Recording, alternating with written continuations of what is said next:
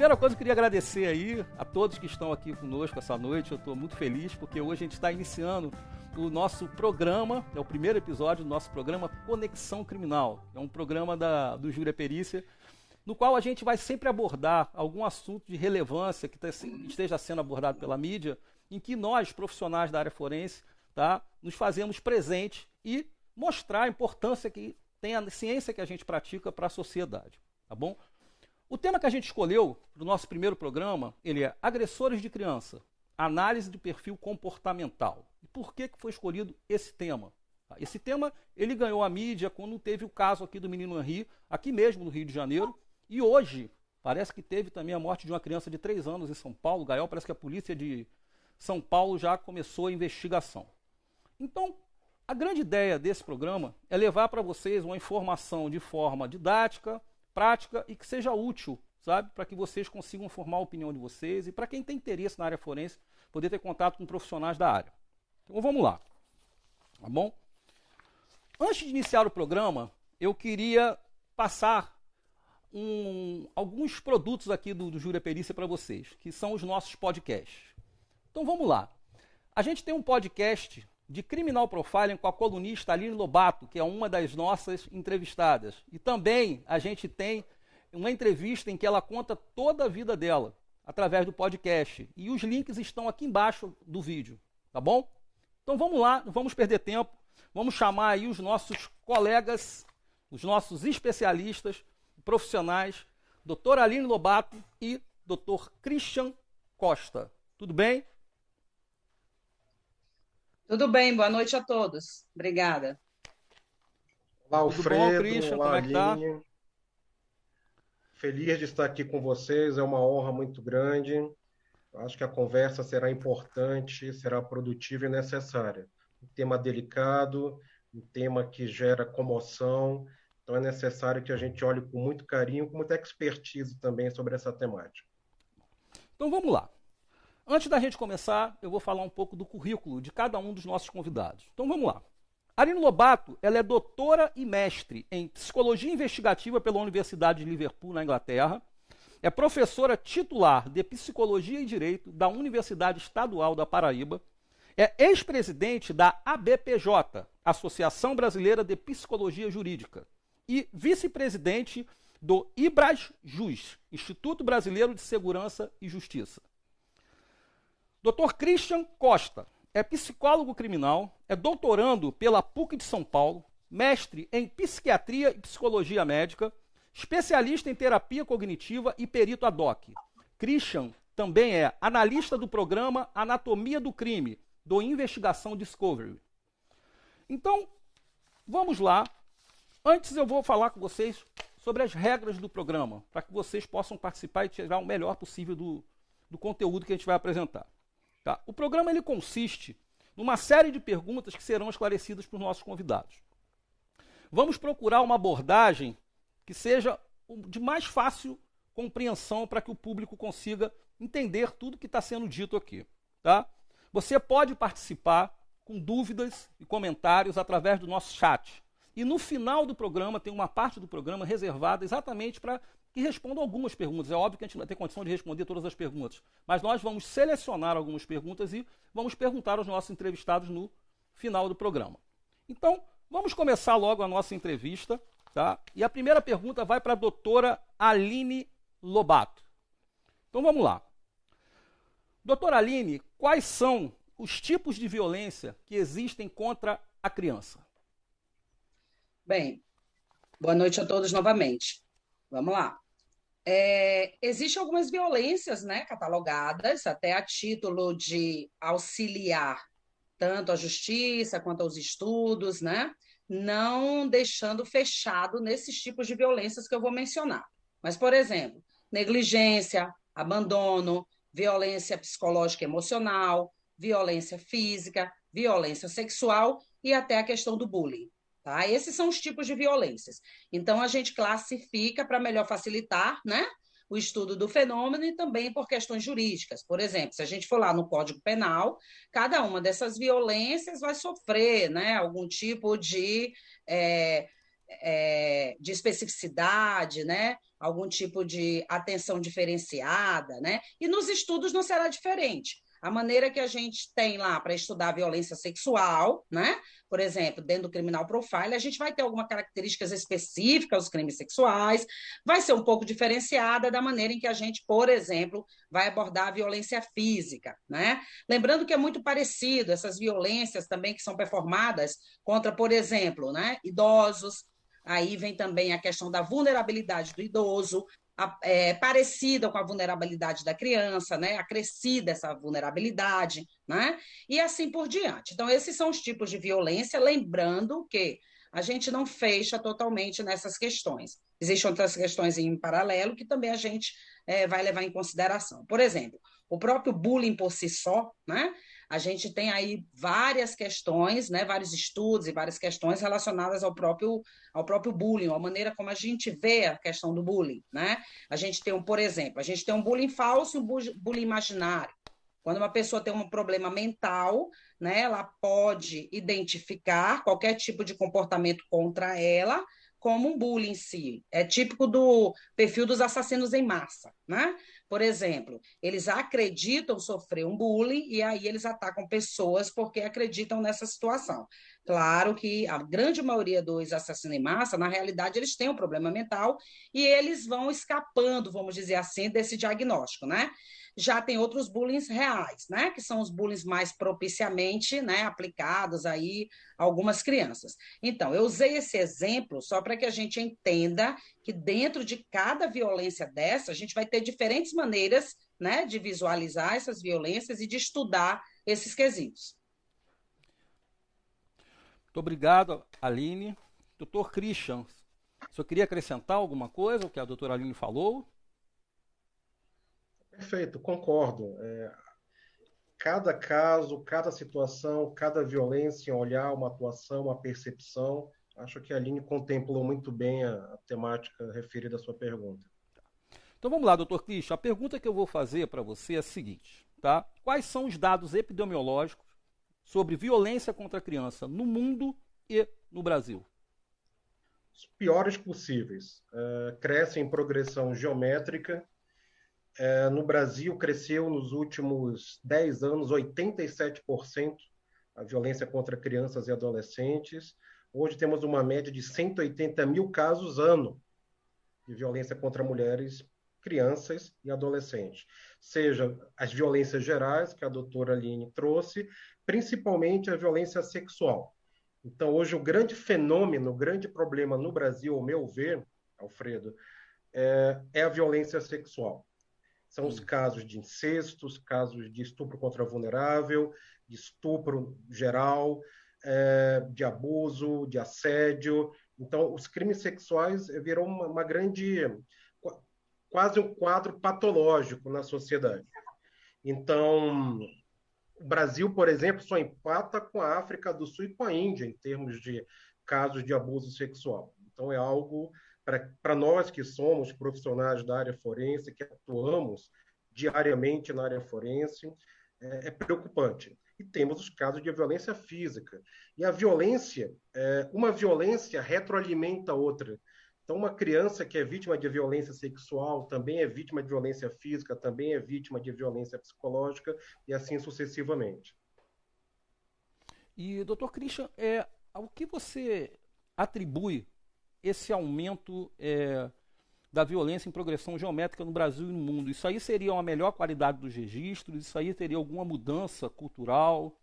A que você atribuiria esse aumento? Acho que é um conjunto da obra. A investigação, o bom trabalho policial, a questão cultural, social, as políticas públicas que solicitam que se divulguem esse tipo de violência. As pessoas não aceitam mais apanhar de boca calada, sofrerem abusos de boca calada. Há muita subnotificação, é verdade, mas as notificações estão aumentando muito.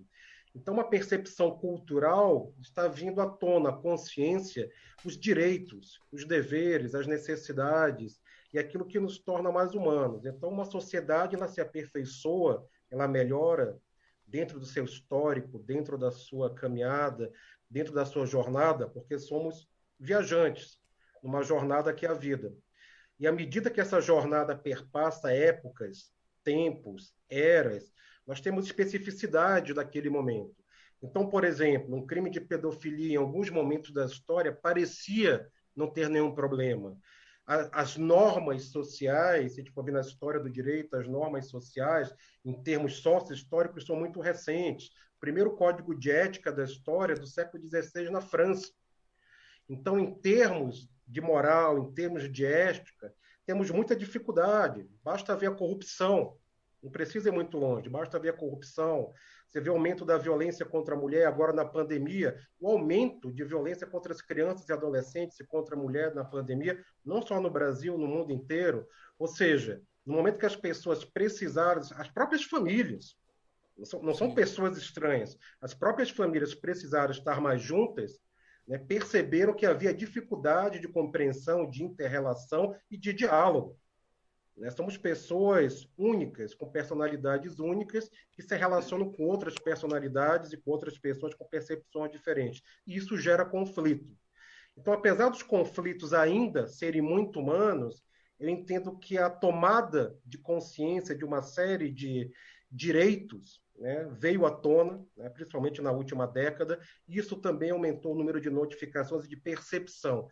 Então, muitas vezes, quando a gente observava, e tinha aquela velha história da minha geração, em briga de marido e mulher, não se mete a colher, se mete sim. Se é para salvar uma vida, se mete sim. Doutora Aline, você queria fazer algum comentário sobre o assunto que foi abordado agora pelo Christian? Eu queria colocar um ponto. Eu vejo essa questão de uma forma mais dialética, né? Eu vejo que nós tomamos uma certa consciência dos nossos direitos, concordo plenamente com o Christian, mas, por outro lado, pensando aí nos contrários, como nos diz a dialética, né? Eu acredito que ainda existe muito duas questões: desconhecimento do assunto e negligência, né? Ou muita impunidade ainda, certo? Eu vejo da seguinte maneira: a criança é vulnerável, né? Ela não consegue expressar o que está passando, ou seja, ela não consegue pedir socorro, né? Como outras pessoas têm mais capacidade, né, para tentar pedir esse socorro. Então, ao meu ver, diante da vulnerabilidade da criança em si, eu acho que essa questão a gente devia lidar com uma forma mais forte, ao meu ver, né? A gente devia ser menos negligente, a gente devia punir mais, né? A gente devia estar vigiando, a vigilância maior em cima, né? De como essa família está sendo constituída, como é que estão se relacionando, né? Aí a escola poderia ser um bom parceiro nessa situação, né? E eu acredito que tudo isso passa por um grande desconhecimento também, né? A gente tem desconhecimento do comportamento, a gente tem desconhecimento da maneira que esses agressores agem, né? A sedução que esses agressores têm. Não é à toa que a gente vê casos em que as crianças já tinham pedido ajuda, né?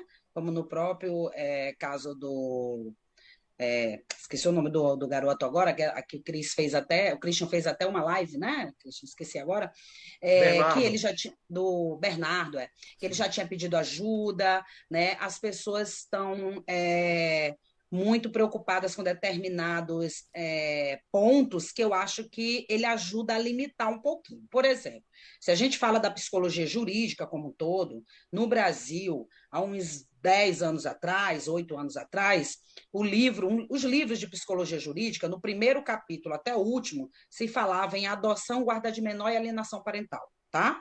Não querendo dizer que isso não são assuntos da psicologia jurídica, tá? Mas carecia de um conhecimento sobre psicopatologia forense, sobre cena de crime, sobre o comportamento desses criminosos, sobre as artimanhas que eles usam, né? Então, por exemplo, em nome de uma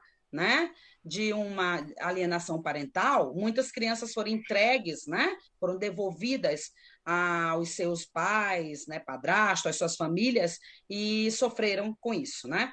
A gente teve o caso em São Paulo, ali na Avenida Paulista, né? Onde o Conselho Tutelar devolveu uma criança, né, para um padrasto, né? somente porque ele chorou e disse que ele era africano, e lá na África se corrigia crianças batendo, né? Então, o Conselho Tutelar devolveu, e uma semana depois, o padrasto e a mãe do menino assassinaram o menino e colocaram o corpo em uma freezer, né? Passaram a freezer da parte de baixo, que eles tinham tipo uma lanchonete, uma sorveteria, alguma coisa assim, botaram na parte de cima, onde era a residência, mataram a criança, botaram uma placa na porta, estamos em reforma, e isso deu tempo para que eles fugissem para a África, né?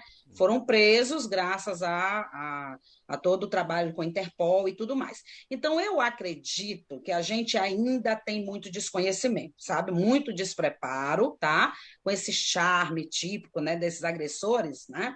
Principalmente os agressores de criança. Até porque essa é uma técnica que eles usam com as próprias crianças, né? Essa coisa de manipular, de ludibriar, né? São técnicas, por exemplo, usadas para se abordar uma criança, né? Ao ponto de que a criança fica confuso, né? É amor, é ódio, né? Então, eles usam, eles confundem, né? Às vezes estão usando uma determinada artimanha para seduzir a criança, não no sentido sexual, seduzir eu estou falando geral, né? Para se aproximar da criança, né? Ah, o tio é bom, né? O tio é bom, o papai é bom, e depois eles mudam, como se diz, da água para o vinho, né? Mostram a face, né? Animal, e eu acho que a gente precisa estudar um pouco mais sobre isso, a gente precisa avançar um pouco mais nesse ponto.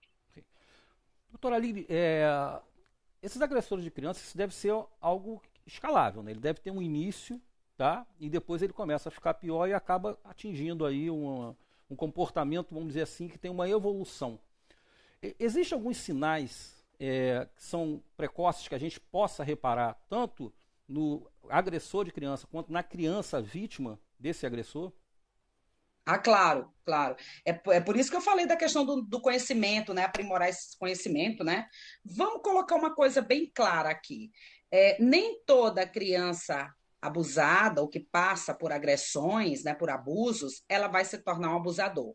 Mas muitos abusadores, né, eles vão, né, abusar outras pessoas, porque eles aprenderam que aquilo é uma maneira de lidar com conflitos, de lidar com situações, com problemas, né?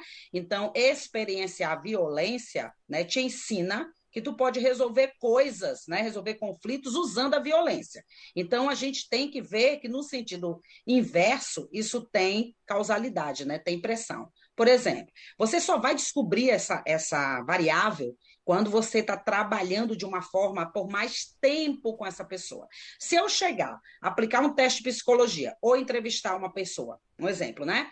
Que ela agora é um agressor, para saber da vida dela anteriormente, se ela sofreu alguma violência, se ela aprendeu esses conteúdos, num único contato, isso dá em torno de 25% nas pesquisas. Quando você tem vários contatos com esse mesmo agressor, né, dentro de uma terapia, ou o próprio FBI falou sobre isso, né, quando ele entrevistou criminosos violentos, né, e serial killers e tudo. Se você tem vários contatos com essa pessoa, sobe para 70%. Certo? Sobe para 70%. Por quê? Isso é bem lógico da gente entender. Num primeiro contato, que não foi estabelecida a confiança, o rapport, né? A pessoa pode não te falar sobre as questões mais íntimas, mais dolorosas, né? Mas quando a gente avança nesse contato, a gente vai ver que tem relação. Ou seja, quem sofreu determinados abusos, ele pode reproduzir esses abusos. Por que eu estou colocando isso? Que é tipo uma porta de entrada, né? Se a gente quer diminuir violência e comportamento criminal, a gente tem também que ver a questão lá na sua origem, né? Então, a gente tem que diminuir a violência contra determinadas crianças que no futuro podem se tornar até agressores violentos. Então, a gente tem que estudar essa situação no vai e volta. A própria violência ela é produto e é produtora. Né? A gente já sabe disso. Né? Violência gera violência, é produto e produtora. Né? Então, por isso que eu acredito que a gente devia fiscalizar melhor essas situações. Então, sim, tem sinais, né? Esses indivíduos, eles mostram sinais que muitas pessoas não conseguem identificar. Por exemplo, uma das maneiras de sanar a violência seria a capacitação de pessoas que têm contatos com criança, para identificar, né, essa violência lá no início aparecendo. No caso aí, professores, né? A gente não vê esses professores treinados em comportamento anormal, em comportamento criminal, né? Então, os estudos, por exemplo, das teorias da violência, eles já sugerem isso. desde sempre, desde muito, muito tempo. Então, vai ter sinais, só que esses sinais não são reconhecidos pelas pessoas que têm contatos com aqueles indivíduos. Claro, quando o indivíduo cresce, ele vai camuflar esses sinais. É lógico que ele já tem aí, né, mais capacidade cognitiva para camuflar esses sinais. Por isso que seria interessante a gente tentar identificar enquanto ele não tem essa artimanha, essa astúcia de camuflar esses sinais, tá? Então, preparo, capacitação de quem vai estar lidando com esses adolescentes ou com essas crianças, tá bom? E no caso da criança, claro que vai ter sinais. A criança que sofre abusos, a criança que sofre agressões, né? Ele vai mudar o comportamento, né? O Christian também aí, que é psicólogo, ele entende isso, né? O comportamento vai ser mudado, só que você tem que ter um olhar apurado para você perceber essas mudanças, né? Algumas são mais nítidas, mas, por exemplo, a criança, ela pode, até a questão de higiene, ela não tem mais higiene com o corpo, né? Ela não consegue se expressar, né? Ela fica isolada, né? Ela tem baixo rendimento escolar, né? Que é bem comum, baixo rendimento escolar. Então, você pega crianças que têm notas boas e, de repente, aquela nota cai totalmente, né? Pode ser o momento em que o abuso começou, né? Então, tudo isso são sinais. Nós temos já na literatura, né? Já uma parte avançada que fala sobre isso, né? Só que eu ainda vejo, né, o pessoal querendo ser um pouco muito adivinho, né, da situação, né? Ah, eu vou esperar, vamos ver se acontece de novo, né? E a gente lembrando que isso não acontece naquele momento, isso é um processo que vem sendo desenvolvido, né? Como nesse caso, você entrega a criança e uma semana depois a criança está morta. Então a gente tem vários casos assim, né? Então tem sinais sim, tanto do agressor, né? Quanto da vítima, da criança que é vítima de violência de qualquer forma. Doutor Christian, só queria acrescentar algo? Exatamente. Acho que a doutora Aline traz um ponto importante, até do ponto de vista profilático, que é a escola, o ambiente escolar. Eu concordo com ela, acho que o ambiente negligenciado, eu acho que os profissionais de educação, não que eles precisam fazer psicodiagnóstico, caça às Não, nada bruxas, disso. né, nada disso, né? Eu acho, mas que eu concordo com a doutora Aline que eles precisam estar treinados em comportamento violento, em comportamento criminal, em traços de vítimas, em traços de agressores. Alfredo, eu trabalhei, somando tudo, 15 anos em presídios. E todos os agressores, sem exceção, nem tenha sido pelos primeiros anos de vida, passaram pela escola. Então, a escola, os agressores passam pela escola e as vítimas passam pela escola. Então, eu acho que a equipe técnica das escolas, né, desde o porteiro, né, até o professor, todos aqueles que estão convivendo com as crianças, eles deveriam ter um olhar mais sensível, sim. Repito, não é, concordando com a doutora Aline, não é para a gente ficar apontando, não, diagnostica esse, nada disso. Mas a gente precisa entender o que ela traz, e eu concordo, dos sinais. Então, por exemplo, quando eu sou chamado para fazer uma perícia doc ou de assistência técnica para saber se uma criança foi vítima de abuso sexual, o primeiro movimento que eu tenho é de ir na escola. E exatamente, a primeira alteração comportamental dessa criança é muito mais visível dentro da escola, dentro do ambiente escolar.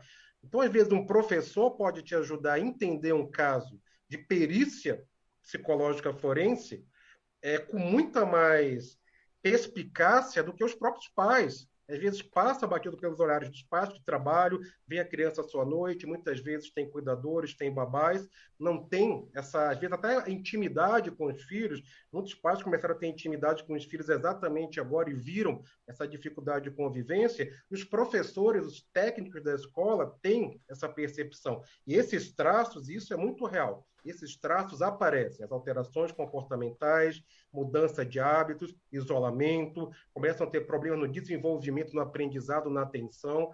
Então, isso tem que ser observado. Você pode salvar vidas. Às vezes, uma criança que começa a ser abusada, agredida, esses traços começam a se manifestar no ambiente escolar, e às vezes um professor chama um pai e descobre que esse pai é o agressor, quem deveria estar protegendo.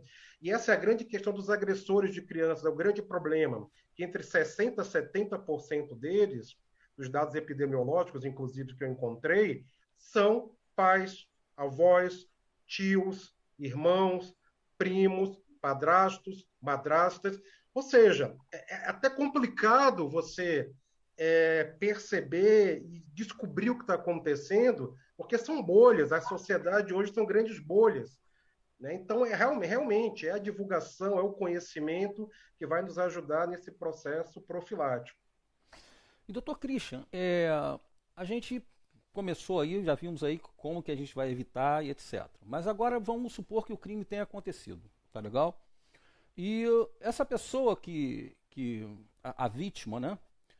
A gente vai ter que fazer toda aquela percussão penal, ou seja, todo o processo penal ele tem que ser realizado. Então, parte do princípio que até se prova contrário, não é isso? A pessoa não é culpada, né? A gente não pode fazer um pré-julgamento de ninguém. Mas a gente pode fazer uma análise, né? Uma análise evolutiva, que eu vou chamar aqui de escalada da violência, vamos falar assim, tá bom?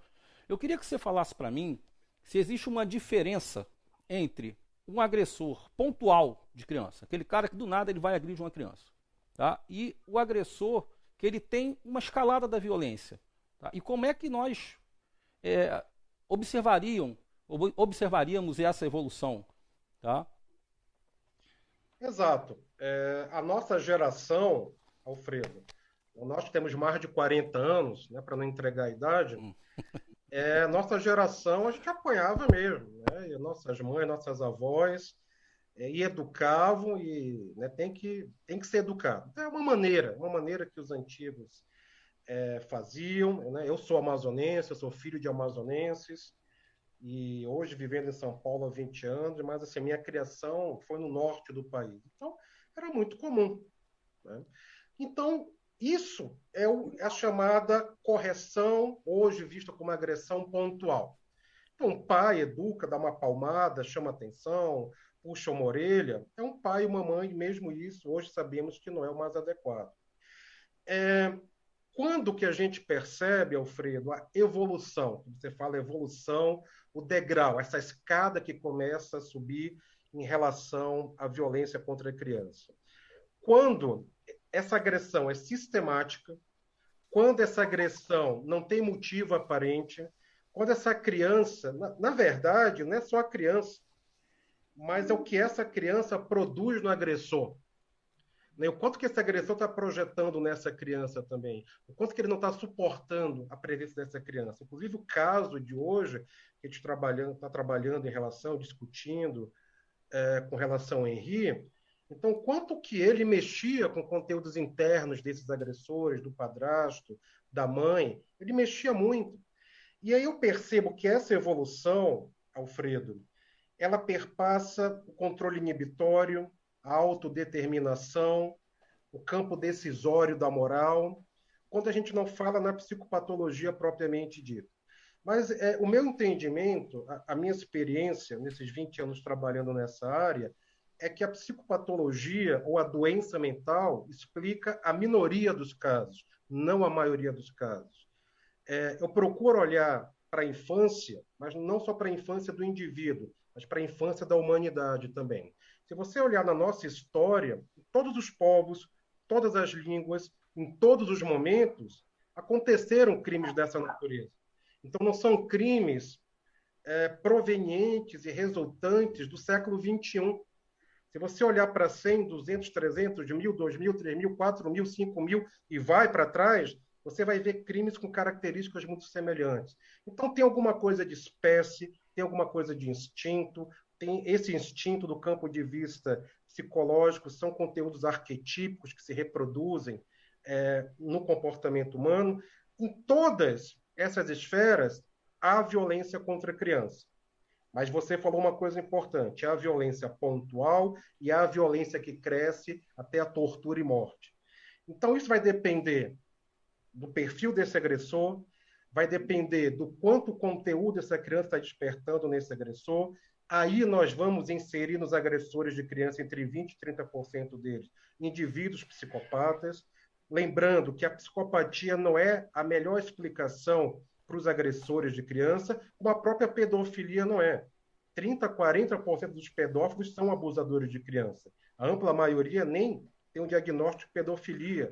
Então, há um quê de maldade algo que eu uso muito, na minha linguagem, nas minhas pesquisas, na minha percepção como psicólogo da área criminal, é a questão da maldade.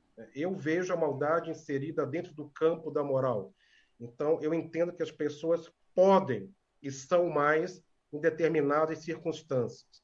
Agora, quando essa maldade se prolifera, quando essa maldade tem comorbidades, quando esse prazer pode até gerar prazer para o agressor, quando essa agressão pode gerar até prazer para o agressor, nós temos ali uma sistematização do que eu chamo de maturidade criminal.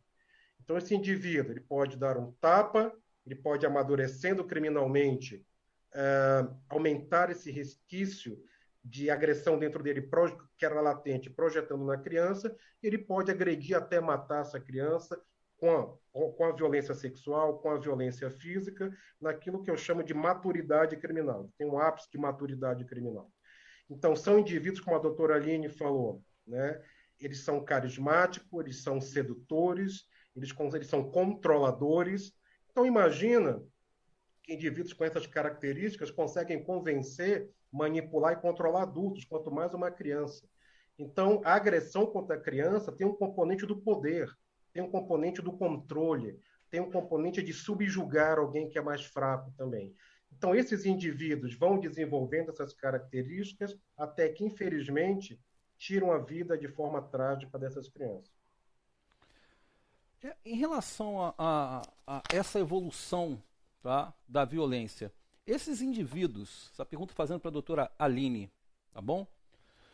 Doutora Aline, esses indivíduos, eles matam porque houve uma evolução e essa evolução não foi percebida, que ela estava colocando uma criança em risco, ou eles matam porque eles queriam matar a criança? Como o Christian bem colocou, depende de cada tipo de padrão comportamental, né? A gente vai ter, a resposta seria em ambos os casos, né? E até outras situações. Basicamente, quando a gente estuda aí o comportamento, por exemplo, dos agressores sexuais de criança, a gente tem 7 padrões comportamentais diferenciados, né? O Christian pode até depois completar, divididos em situacionais e preferenciais, se a gente pega os sexuais. Né? Se a gente parte para as questões físicas, já é outras situações. Né? Por exemplo, o David Canter, o criador da psicologia investigativa, né, que foi lá onde eu estudei, ele tem uma teoria, uma coisa muito interessante, que ele fala assim, o papel que o criminoso dá para sua vítima é muito importante, que foi exatamente o que o Christian mencionou. Muitas vezes você projeta na vítima, né? E aí a vítima vai assumir um papel nessa narrativa. Por exemplo, tem criminosos que podem ver as vítimas como objeto, né? Usando a classificação do professor David Cantor. Tem outros que podem ver a vítima como veículo e outra que pode ver a vítima como pessoa, né? Por exemplo, como veículo, ela pode, né, tá com raiva de alguém e descontar naquela outra vítima, né? Um exemplo. Né? Então, essas vítimas vão representar alguém com que ela tem conflito. Né? Então, a gente vê essa situação nitidamente, né, no comportamento, no padrão comportamental dos criminosos. Então, depende de cada caso. Né? E isso influencia até a seleção de vítima. Por exemplo, tem indivíduos, como o próprio Christian colocou, o doutor Christian colocou, tem indivíduos que eles podem lá, eles vão selecionar crianças porque eles querem uma vítima vulnerável. Porque dependendo de cada fantasia que ele criou, de cada ação que ele quer performar, né, de como ele se vê, inclusive, né, porque muitas vezes ele não escolhe uma pessoa menos vulnerável como vítima porque ele se vê incapaz, impotente. Diante da criança, ele sente um grande poder. Né? E esse poder, essa maneira que ele se sente, traz satisfação. Então, não é só satisfação sexual, também a satisfação quando ele está performando poder contra uma vítima extremamente vulnerável, né? Que ele está controlando toda aquela situação. Então, depende, tem indivíduos que essa progressão, vamos dizer assim, né? Ela vai ser mais lenta, mais pautada. Tem indivíduos que a coisa é mais pontual, ou seja, que ela pode explodir num determinado momento. Isso vai depender de várias situações, que são situações ambientais e situações psicológicas ou sociais. Né? Por exemplo, se a gente pega ambiental, né? Ambiental junto com a psicológica, a gente tem as questões aí do gatilho. Né? Então, se acontece alguma coisa na vida daquele indivíduo, né? Isso pode servir como um gatilho para que ele performe a ação. Né? E isso é uma questão tanto física, né? Porque pode acontecer o quê? Uma morte de alguém, ele perdeu o emprego, né? Tanto física quanto psicológica. Só que alguns indivíduos funcionam, vão precisar desse gatilho para funcionar e outros não. Outros estão totalmente baseados, por exemplo, no nível de impulsividade extremamente alto, né? Que já está diretamente ligado, diretamente no on, né? O do gatilho pode estar no off, mas quando o gatilho chega, passa para o on, né? Funciona. Então, quer dizer, isso vai depender de cada situação e de cada caso. Por isso que eu continuo falando, a gente tem que conhecer essas diferentes situações e quando aquela situação chega, você começa a reconhecer, né? Você começa a ver com o que está lidando, você está melhor preparado para entender aquela situação, inclusive quando você pega um psicopata. Lembrando, como o Christian falou, que é em torno aí de 25%, 20%, tá? A grande maioria dos criminosos, inclusive, não podem nem ser classificados e não são psicopatas, né? É um erro que o pessoal fala no popular, qualquer crime que acontece, esse psicopata, depende, né? Tem crimes de psicopata, tem crimes de não psicopatas. Assim como tem crimes de pessoas com problema mental e tem crimes de pessoas sem problema mental. O de problema mental sendo mais baixo ainda do que a própria psicopatia em si, né? Mas o importante é a gente saber que nós vamos ter as duas situações aí diante da sua pergunta, Alfredo. A questão pontual, a questão mais pautada, né? E que diferentes perfis comportamentais vão surgir de cada uma dessas situações. Você queria fazer algum comentário, Christian? Exatamente, reforçar aí a excelente fala da doutora Aline. Nós temos hoje, todo mundo tem opinião sobre crime. Então, é incrível como todo mundo é especialista em crime. É importante que as pessoas falem, é importante as opiniões têm que ser respeitadas. O contraditório tem que ser respeitado. Mas ouvir também os especialistas. Então, por exemplo, muitas vezes a gente vê em casos a narrativa de que, esse indivíduo foi preso, ele é frio, calculista, não se arrepende, é um psicopata. Não. Não é, está longe de ser, inclusive. Então, nós temos critérios técnicos científicos para você fechar uma condição, entender uma condição de psicopatia. Como a doutora Aline também muito bem colocou, a questão da doença mental é a minoria dos casos, entendeu? Há psicopatas que cometem crimes e há psicopatas que não cometem crimes. E a ampla maioria dos doentes mentais não são violentos e não são criminosos. É a minoria. A gente vai entrar os dados epidemiológicos na população geral, inclusive. Na população geral internacional, 1% de psicopatas, 3% a 4% de transtorno de personalidade. E dentro dos crimes que envolvem a inimputabilidade, não chegam nem a 5% dentro de uma população de 800 mil presos no Brasil. E o Brasil nem tem a maior população prisional do mundo. Os Estados Unidos, por exemplo, tem 2 milhões de presos. Nós temos 800 mil, segundo dados do Departamento Penitenciário Nacional, do ano passado. Então, essa percepção é importante, porque parece que a gente tem uma sociedade de psicopatas. Isso não é verdade. E é importante a doutora Aline reforçar isso, nós reforçarmos isso aqui. Tem muitos estudantes aqui de psicologia, muita gente do direito, e essa é uma encrenca frente ao conselho de sentença no tribunal do júri também. Quando você pega o indivíduo com características de um crime que é sádico, automaticamente você o qualifica como psicopata, sendo que não é. Nós temos a responsabilidade criminal desse indivíduo a ser analisada. Como você falou, Alfredo, muito bem, existe todo um trâmite jurídico. Então, essa pessoa passa por um inquérito policial, o presidente do inquérito, que é o delegado, vai oferecer essa denúncia ao Ministério Público, que vai oferecer para a justiça, até esse indivíduo se tornar réu. Então, assim, é a justiça que vai dizer, esse indivíduo tem provas, tem um conjunto probatório de evidências e provas que vai demonstrar que esse indivíduo é culpado ou inocente.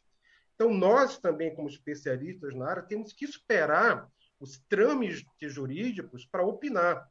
E a gente sempre trabalha com poucas informações, né? Se a gente pudesse ter mais informações, a gente poderia falar mais, a gente poderia colaborar muito mais. Inclusive, imagina, por exemplo, a doutora Aline podendo atuar em casos de repercussão, em casos que necessitem a opinião de um profile, quantos casos não seriam solucionados, né? Não só no belo estado da Paraíba, mas em todo o Brasil. Então, assim, quantos alunos, né, a doutora Aline tem, nós temos, você, Alfredo, tem, eu tenho, quantas pessoas de extrema qualidade, de extrema inteligência, que poderiam estar contribuindo técnico-cientificamente, opinando técnico-cientificamente e colaborando com a justiça. Então, o Brasil ainda está muito distante. Veja que a formação da doutora Aline, por exemplo, em psicologia investigativa, ela foi para Liverpool, ela atravessou o mar, ela foi para a Europa estudar. Então, o Brasil ainda engatinha. Nós estamos hoje, os meus cálculos aqui, com a minha calculadora quebrada, é de 20 anos, mais ou menos, de distância em termos de aperfeiçoamento e pesquisas na área criminológica. Nós não temos um banco de dados nacional. Nós não sabemos hoje, a doutora Aline sabe disso, Alfredo, nós não sabemos o perfil do nosso agressor de crianças, do nosso estuprador, do nosso homicida, do nosso traficante, do arrombador, do tráfico de drogas. A gente não tem esses dados. As unidades, as secretarias de segurança e de administração penitenciária não têm centro de pesquisa nessa área. As decisões de segurança pública no Brasil são tomadas politicamente, não são decisões tomadas a partir de dados científicos. Então, imagina como seria um país, um dos mais violentos do mundo, com dimensões continentais como o Brasil, se a gente multiplica doutoras Alines, doutores Alfredo, eu não, eu fico só ali um tempo para mim, mas multiplique pessoas como vocês, com a qualidade de vocês, para estar ajudando em todos os estados, norte, sul, leste, oeste, né? É muito grande o Brasil, são poucos profissionais, a gente não tem dados. Veja que o programa hoje, Alfredo, nossa conversa aqui é em cima de dados. Você começou a primeira pergunta para mim falando de dados epidemiológicos. Temos dados assim das notificações. A doutora Aline, como eu, trabalhamos com análise comportamental de cena de crime também. A gente precisa de dados, a gente precisa de entender o modus operandi, o processo decisório desses indivíduos. Então, a gente não tem esses dados. Né? Então, assim, temos os estudos isolados de pessoas de altíssima qualidade no Brasil que atuam nessa área, com trabalhos específicos de mestrado, doutorado, pesquisa em suas cidades, suas universidades, mas de forma isolada. A gente não tem uma rede ainda unida às esferas de secretarias estaduais e ao próprio Departamento Penitenciário Nacional ou Ministério da Justiça. Não há um diálogo em relação a isso. Então, tem muita gente de extrema qualidade no Brasil, temos uma polícia de altíssima qualidade, pessoas extremamente inteligentes e vocacionadas. Eu vou mais além. Nós temos muitas pessoas vocacionadas hoje querendo atuar nessa área e não tem espaço. Isso. E a extrema necessidade de atuação nessa área. E aí entra no que a doutora Aline falou do conhecimento na área. A gente só vai ter esse conhecimento reproduzindo esse conhecimento. E esse conhecimento ele tem que ir para algum lugar, ele não pode ficar num curso. Ele tem que ser de um curso para atuação na prática na sociedade. Doutor Cris, o que você está falando é uma grande realidade, entendeu? Uma vez entrevistei a Aline falou exatamente isso, que numa investigação a gente tem informação. Então a gente tem que ter o maior número de informações possíveis, tá? Aqui no Brasil, nós temos profissionais de extrema excelência, entendeu? A gente tem você, o Christian, a gente tem a Aline, a gente tem aqui, inclusive está assistindo aqui a nossa live, o Dr. Maltos Galvão, que é um perito legista assim, de um conhecimento assim absurdo, tá? Nós temos José Roberto, lá de Minas Gerais, e vários outros. Nós temos profissionais aqui excelentes. Eu acredito, isso é uma opinião minha, tá? Que o que falta no Brasil é um sentimento mais de federação, de união, né? Federativa. A gente tinha que ter todas essas informações disponíveis para que a gente pudesse utilizá-las ela também como base na hora que nós fôssemos avaliar um crime, né? E oportunidade das pessoas entrarem na área criminal. E é exatamente nesse diapasão que eu vou fazer a próxima pergunta para a doutora Aline. A doutora Aline ela tem essa especialização em psicologia investigativa, criminal profiling, e eu queria que ela explicasse para a gente como é que é um local de crime, tá? Na análise do profiler, tá? Criminal profiler mesmo. Você chegou, está trabalhando na polícia, entendeu, Aline? Você está trabalhando na polícia, chega num local de morte e violência de criança. Como é que é esse local E como que é essa contribuição do profiler na análise de um crime? Quando ele é mais importante, quando ele é menos importante. Eu queria que você discorresse isso para a gente aqui. Pronto. Pegando já uma deixa aí do que o Christian falou, né? Assim, se a gente pudesse ter um psicólogo, né? Dentro das delegacias, participando das investigações, né? Eu costumo explicar constantemente aí no curso. A gente tem dentro da jurídica, né? A psicologia forense, que é a do fórum, né? A psicologia penitenciária, que é da prisão, né? A gente tem também a psicologia criminal, que é aquela ligada à criminologia, como um todo, o estudo geral da criminalidade, como delinquência juvenil, outras coisas, né? E a gente tem a psicologia investigativa, que ela vai estar ligada, direcionada, o objetivo dela é trabalhar com a investigação, tá? Então, dá para aproveitar, tem que se aproveitar esses profissionais. Por exemplo, a gente já tem uma gama de pessoas formadas, inclusive cursos de pós-graduação, que elas estariam aptas, né, a fazer esse trabalho já. Eu mesmo já formei tantos alunos aí por tanto lugar, né? Então, quer dizer, dava para se fazer esse tipo de trabalho. Com relação à cena do crime, né? A gente vai analisar dentro do perfil da vítima os diferentes tipos de vítimas, né? E aí a gente não considera tanto assim, criança, adulto, a gente considera o quê? Vulnerabilidades, seleções de vítima, né? A gente considera esses pontos, né? Por exemplo, o que foi feito com o corpo, se moveu, se não moveu, né? Então, por exemplo, isso a gente vê em relação tanto à criança quanto ao adulto, a gente vê a questão do corpo em si. No caso da criança, o que a gente vai estudar de uma forma mais específica é a questão de vulnerabilidade, como eu falei, da vítima.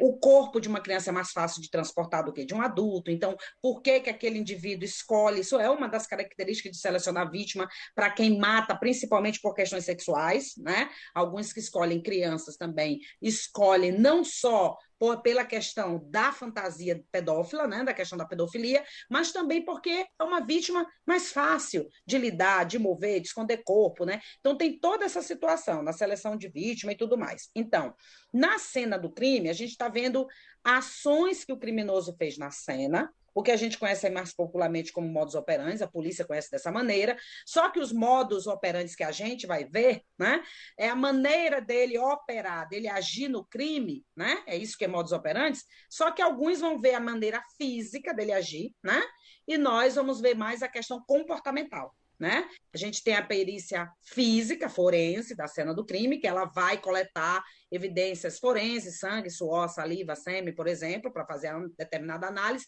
para ver a dinâmica física do crime, né? E a gente tem aí o pessoal da comportamental, que vai coletar evidências não visíveis, por exemplo, não palpáveis, não analisáveis de início, né? Claro que você vai visualizar muitas delas, né? Que são ações. Mas, por exemplo, cara para baixo, cara para cima, número de injúria, local da injúria, né? O que faz com o corpo, o que não faz com o corpo, se move, se não move, a seleção de vítima. Isso nos ajuda a ter o parâmetro da perícia, da dinâmica comportamental da cena do crime. Então, a perícia comportamental, né? Então, essas duas coisas juntas, elas seriam ótimas, né?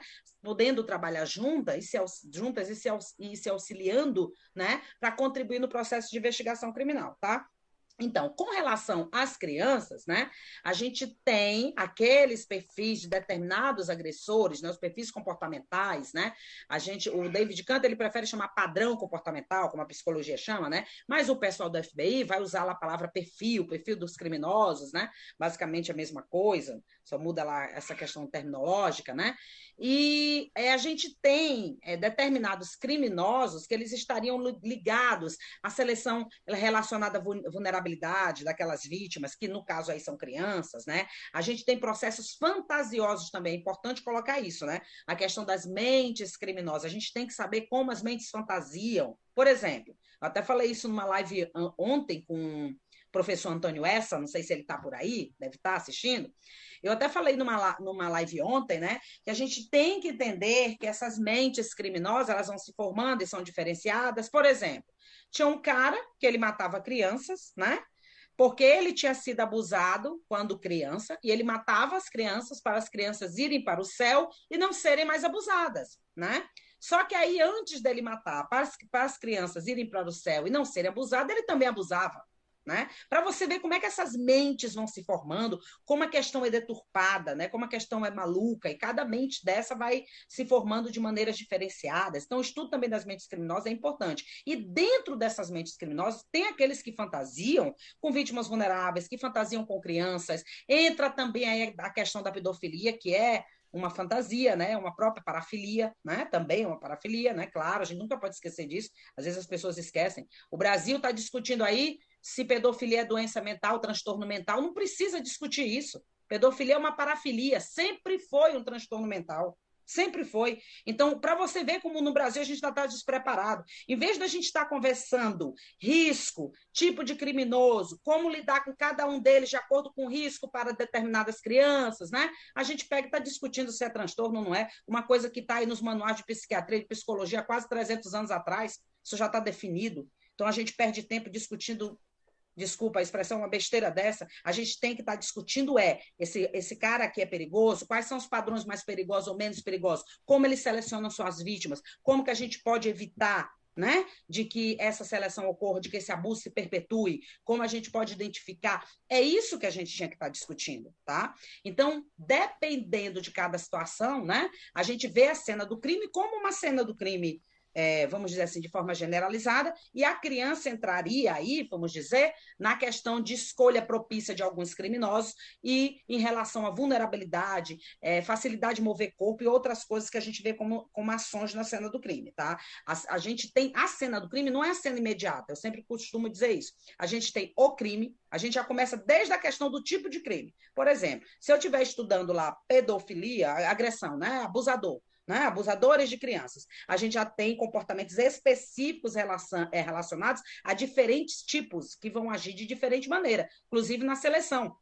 Por exemplo, a gente tem aí o pessoal da pedofilia e tem o pessoal da hebefilia, né? Hebefilia é aqueles que preferem ou selecionam vítimas, né, na idade pré-púbere ou púbere, ou seja, crianças um pouquinho mais velhas. Por quê? Porque o corpo é diferente, porque já tem pelos. Isso influencia. Por quê? Porque alguns criminosos, eles querem ter uma pseudo-relação com a criança como se ela fosse um adulto. E os outros, eles querem ter a criança como fonte de prazer. Que aí, nesse caso, é mais fácil selecionar a criança mais jovem. Quando que é um pseudo-adulto, é mais fácil selecionar a criança mais velha, né? Que aí não seria mais nem o nome de pedofilia, seria de hebefilia, que é uma variação da pedofilia. Ou seja, todas essas questões é que a gente tem que entender. E aí a gente tem que entender o crime, né? Eu sempre coloco esses parâmetros. A cena do crime, né? O perfil do criminoso, ou os tipos de criminosos, com seus diferentes padrões comportamentais, e a vítima. A gente tem esses 4 parâmetros de estudo aí para se aplicar nessa análise da cena do crime, não é só aquela análise imediata. Então, passando por todos esses parâmetros, como eu te falei, até a questão de seleção de vítima entra nessa situação. No caso aí, a criança seria uma seleção específica, mais baseado pela vulnerabilidade e muito propícia de ser escolhida, inclusive, por criminosos impulsivos, no caso do ataque sexual, por exemplo, e outras coisas, né? Que aí fica muito longo para a gente destrinchar aqui. Doutora Aline, obrigado aí pela resposta. E eu vou aproveitar aí essa deixa, tá, para fazer um comentário meu. Eu acho que a presença de um profiler aqui no Brasil seria muito bem-vinda em todas as polícias civis, tá? Tanto na Polícia Civil quanto na Polícia Federal.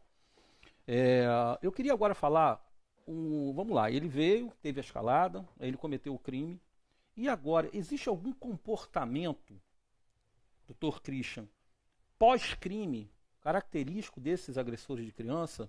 E eu vou um pouco mais além, porque eu sei da sua grande experiência na área de presídios, tá? Eu queria que você, depois que desse uma pincelada sobre esse assunto do comportamento desse agressor após ter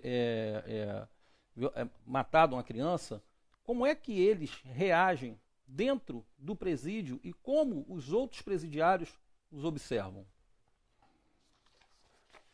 Tem algumas etapas. O crime, ele é um fenômeno em si. E é um fenômeno que começa na vida, tem a vitimologia, que é a vítima, que ela tem seu histórico, e essa vítima se encontra com esse agressor, que é um outro histórico. São 2 histórias que se encontram. Então, a gente tem um parâmetro, que a gente chama um fenômeno do comportamento criminal. Então, existe um anticrime, o processo decisório do crime, que é o modus operandi, que a doutora Aline bem trouxe, temos o ato do crime, temos o pós-crime. O que eu percebi, Alfredo, trabalhando em unidades prisionais e tendo experiência no ambiente também de delegacia, são alguns momentos. O primeiro momento, obviamente, da negação. Então, agressores de criança, eles negam. Eles negam.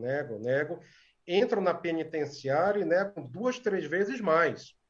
Até porque é necessário hoje, em São Paulo, nós temos, por exemplo, unidades prisionais específicas para abusadores de criança, porque outros presos não aceitam a presença deles. Então, eles têm que ser colocados literalmente inseguros. Eles não aceitam. Então, até fazer pesquisa, avaliação ou perícia com esses indivíduos que cometem crimes dessa natureza é muito complexo, porque eles negam. Aí que entra a expertise do avaliador, a psicometria e a gente entender a responsabilidade criminal desse indivíduo, que é o que a justiça precisa, é o que a gente precisa responder enquanto peritos também para a justiça. Qual o grau de responsabilidade, o grau de planejamento, de envolvimento, de consciência desse indivíduo durante o crime.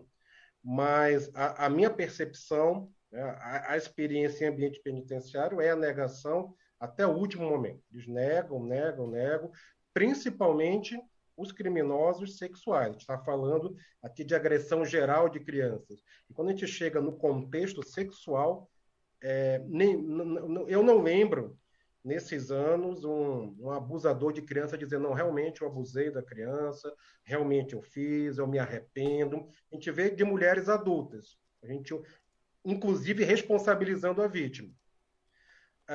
É muito complicado entender esse movimento deles de defesa. Ora, a Constituição permite que você não produza prova, né, contra si mesmo, você tem o direito constitucional até de mentir. Mas para nós que trabalhamos com a mente humana, com o comportamento criminoso, não vai adiantar. Agora a gente vai entrar no outro lado. Isso é o que eles fazem. Mas para o bom perito, para o bom avaliador, Alfredo, a doutora Aline sabe disso, quanto mais ele mentir, é melhor para o bom avaliador, porque ele vai saber medir parâmetros, né, doutora Aline? Ele pode mentir para a doutora Aline, para mim, para você, ele pode mentir o que ele quiser. Nós temos, né, protocolos de investigação, né, aí que entra a ciência, porque não é uma bola de cristal, né, é um trabalho puramente científico, técnico-científico, de muita responsabilidade e análise de perfil. Então, profissionais que atuam nessa área sabem que há substratos, há protocolos e há observações que saltam em alto relevo no próprio discurso desse indivíduo, na cena do crime desse indivíduo, no processo decisório desse indivíduo. Tudo que ele fez, desde a cena do crime até o ambiente penitenciário, e vai deixar rastros comportamentais também. Então, os bons avaliadores vão conseguir observar esses rastros comportamentais, claro, simbolicamente falando desses rastros, e não vão ter muita dificuldade de perceber esse processo de negação.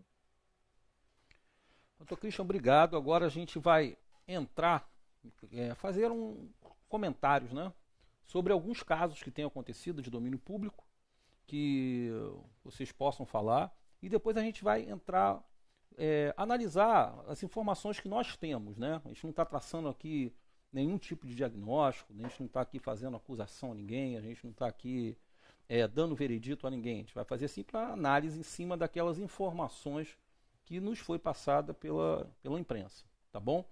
Mas antes a gente vai pedir para que a doutora Aline ela comente sobre algum caso em que, de domínio público, que ela tenha participado ou conheça, em que envolveu agressão de criança. Você teria algum para dividir conosco, doutora Aline? Tem um caso que eu acho muito interessante, até porque esse caso ele ainda está sendo julgado, né? Que é o caso do Francisco das Chagas Brito, né? O Christian conhece muito bem também o caso dos meninos emasculados, né? Então, esse caso eu acho ele interessante porque ele é muito rico em diversas situações, né? Começou lá no Pará, tem a suposição, né? Tem alguns casos até nem confirmados, que tenha começado lá no Pará, ligado a uma certa seita, né? Depois ele veio para o Maranhão. Eu sou maranhense, então, como eu sou maranhense, acompanhei muito esse caso. Inclusive, conheci o pessoal lá, tanto da defesa quanto da acusação, porque aquilo virou um teatro, que quando tem um caso muito importante, a gente tem que entender isso, né? Vira até todo mundo volta o olhar para aquilo ali, né? Então teve grupo de defesa, grupo de acusação, não é aquela coisa né, um promotor, um advogado de defesa, é uma coisa mais, né, começa a ser muito, chama muita atenção, né? Esse caso eu acho interessante, porque o comportamento do próprio criminoso tem umas coisas muito interessantes. Quando a gente fala do simbólico, né? Quando a gente fala de interpretar as ações, entender cada ação, né? Esse caso é muito rico. Por exemplo, junto aos meus alunos, aqueles que eu tenho um contato mais direto, os estudantes de direito da UEPB, que devem estar por aí, que eu ia dar aula, eu disse, vocês vão ser obrigados a assistir a live, né? Mais ou menos isso para que eu não tinha outro horário, né? Tinha aula. Então, eu costumo colocar para os meus alunos, né? Eu faço uma pergunta, eu digo, olha, o Francisco das Chagas Brito, ele, por exemplo, cortava até a segunda falange do dedo aqui, né? Aí eu pergunto, por que ele não cortava o dedo todo? Vamos pensar sobre isso? Primeiro, por que cortar o dedo? Aí o pessoal pega, né? Ah, pode representar uma questão fálica, realmente, né? Porque ele tinha questão sexual também, né? Então podia representar a questão fálica. Tá, mas por que só até a segunda falange? Por que ele não cortava o dedo todo? Né? Aí o pessoal pensa, vamos pensar mais um pouquinho, né? E aí a gente consegue ver o seguinte: é uma representação fálica, né? De um pênis, né? E o fato de cortar só até aqui está falando o quê? De um pênis menor, né? Pênis de criança, né? Onde ele tinha lá as questões fantasiosas dele relacionadas a isso, tá? Então isso pode ser um simbolismo, uma representação de um pênis menor, por isso ele não corta o dedo todo, né? Na fantasia dele, o dedo inteiro podia representar um pênis completo, né? Um pênis de criança sendo menor, então ele cortava até a segunda falange, né? Então tem determinadas ações que eles fazem na cena do crime que dá um trabalhinho para você conseguir interpretar, para você conseguir entender, mas a gente tem que entender que essas mentes criminosas lidam lá com essas fantasias, tá? As coisas representam coisas, né? As coisas não são diretas, elas podem ser simbólicas. E aí você tem que interpretar isso, né? Além de ver a questão física das ações, né? Número de injúria, local da injúria, você tem que se perguntar por que esse comportamento? Por que essa especificidade, né? E a gente tem que pensar como pensa o criminoso, como a gente diz, né? É como se a gente tentasse entrar na mente desses caras, né? Nessas mentes, diversas mentes criminosas. Porque eu sempre digo, não é mente criminosa, são mentes criminosas. Porque vai ser bem diferente, cada um vai ter sua fantasia específica, da maneira que ele organiza lá na sua cabeça, né?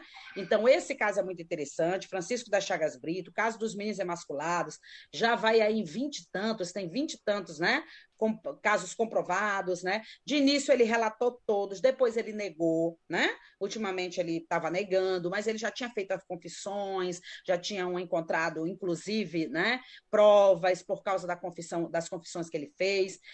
Ainda tem caso em julgamento, se eu não me engano, são 20. Não me lembro agora de cabeça, tipo 24, 23, 26, e já está aí no 20, 21, 20. Ou seja, ainda tá acontecendo audiências para, né, resolver esse caso. Então, para quem quer estudar essa parte, o grau de violência em que ele vai aumentando, que a gente sempre fala sobre isso também, né? Tem um grau, né, de violência.